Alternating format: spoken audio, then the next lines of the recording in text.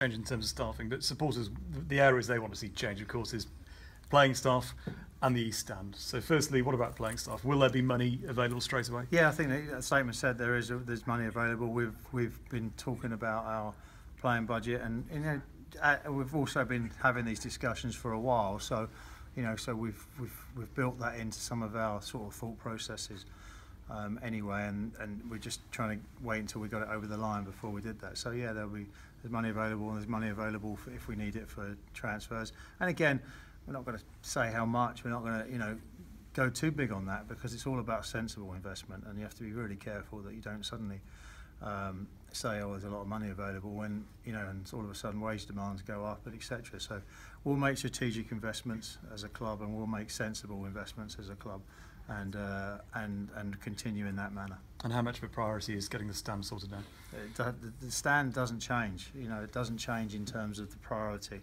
level.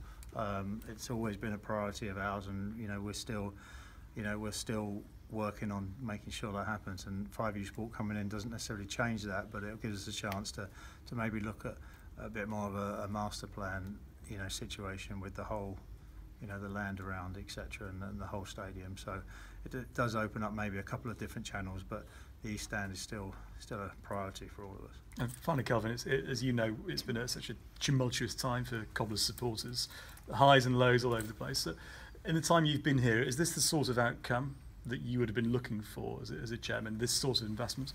I think when we said at the time, we didn't really have much of a plan, to be honest, and it's gone.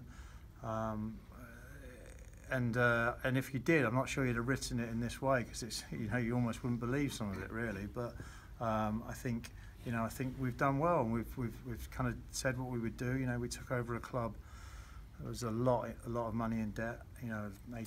Almost 18 million quid in debt, and we managed to take it over and invest in the right areas. And with the hard work of James and a lot of people around the club, we've managed to secure the future, I would say. And then this is, getting promotion was obviously massive, and I think this is just I don't want to say icing on the cake, but this partnership has the chance to really put the club on the map, and really take the club forward in a lot of different areas.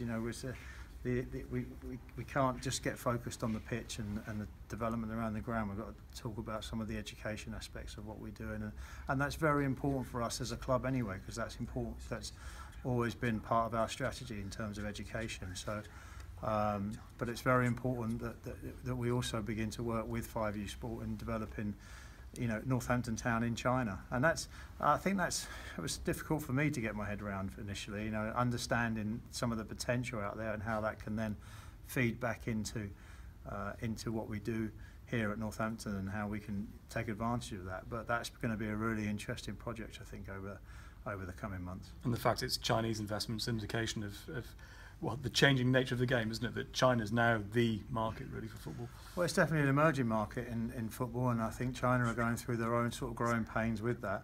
But I think it's an interesting market, and it'll be something that it'll be fun to go along a little bit with that, and see how that works out, and see how we can benefit Northampton Town Football Club. Congratulations. Thank you.